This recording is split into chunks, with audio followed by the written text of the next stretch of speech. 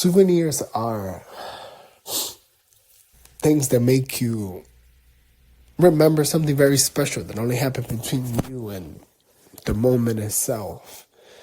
A lot of souvenirs we get, and like we keep to ourselves, right? It's like there's things that we held on to, and it's like everybody has a souvenir.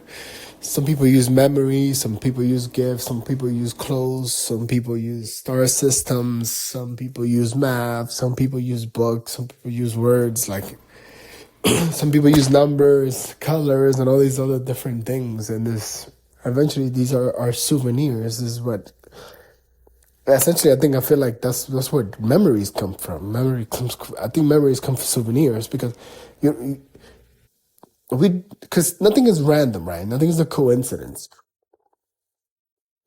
Essentially nothing is a coincidence. That means you're doing something because you know that you've done this before, so you're doing it again.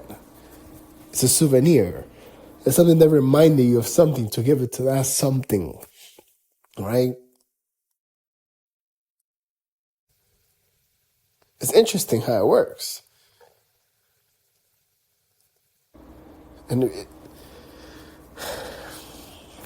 and then the more in depth you think about it, the more you understand the math, and you understand how electricity works, and you understand how water works, and how like you could communicate the same language between all of them across, because they're all in the same Stargate system and they have the same path or the same, I guess, movement of currency, because that's essentially what they are. Why you always do this? It makes me yawn. So that's what is it about.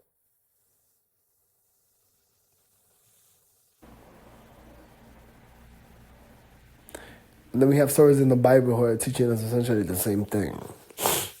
It's just an older language, so it's harder to translate. So not that many know about it. And some people are trying to keep that language alive. Because if you know the origins of the story, you can end the story. Cannot be replicated. That's where mistakes are. We keep making the same mistakes. Now we call them other names.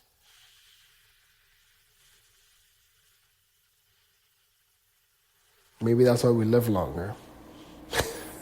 We are becoming dumber.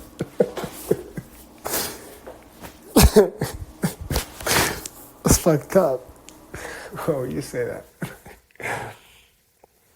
But think about it, like it's like in a fucked up weird point of view, it's like, why is it taking us longer to understand things?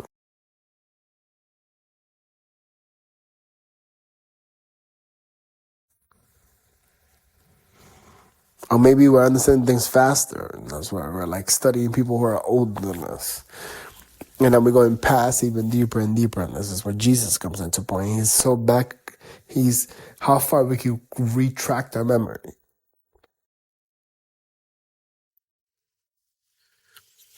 But for you to understand like a lifetime of a person, let's say a person who lives 120, that's a lot of things you got to read about that person. Wow. That's why nobody could really understand how to fix one system. Unless they created that one system. And even if they created that one system becomes other systems. And those systems become systems. And then how does the person who created the system understand the system when they're like in the eighth place? That's basically 16 other players. It's a lot of things you got to remember.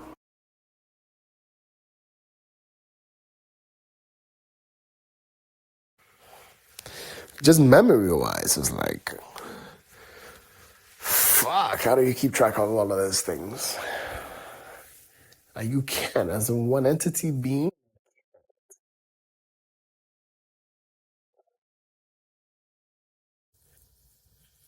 It's just like my process system is like, sometimes I'm like, fuck, I need like 3 process systems. So much things to know.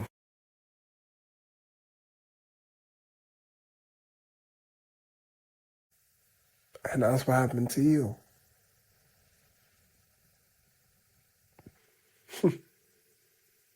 So you created all of these things. So they could tell you essentially at one point, and that's what judgment is. It's not really a judgment. It's more like a review point.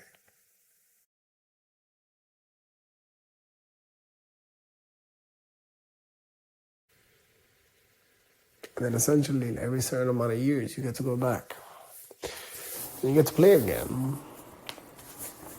But this time, depending on how you behave last time, like were you like one person that was fair, blah, blah, blah, and that's where your judgment comes into place, I guess. You can rate it based on that because it's not really a judgment, it's just a choice. You chose to next time when you come around to live this kind of life. And when you decided to live this certain kind of life, then you're, you're essentially choosing who you want to be.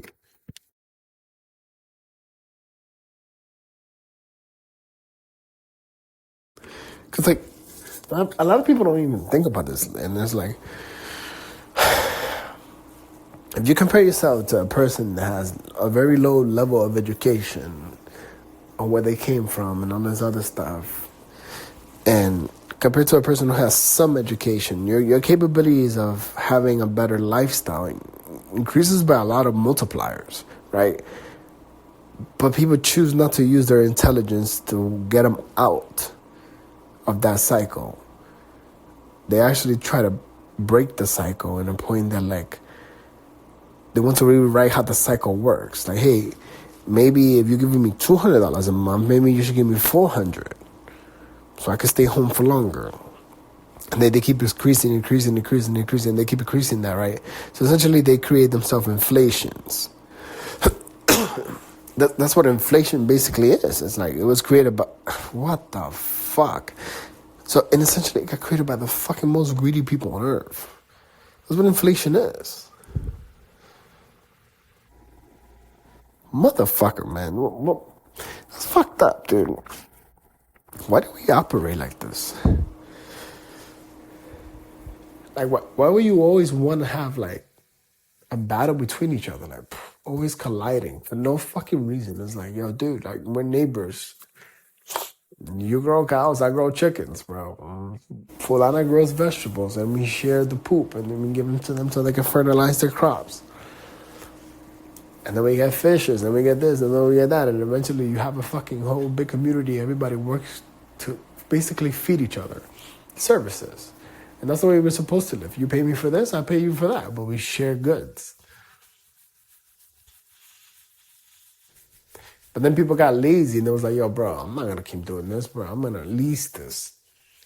I'm like, yo, if you make this much, I give you this much. So people stop eating less and all this other stuff.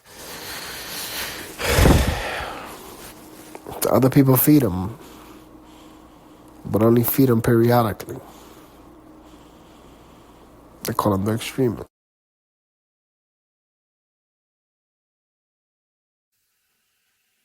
How does the earth around you feel? Just slipped away.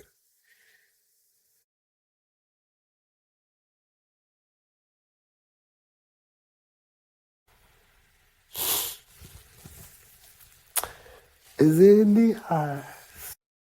I can always tell. Mm-hmm. My heart to be.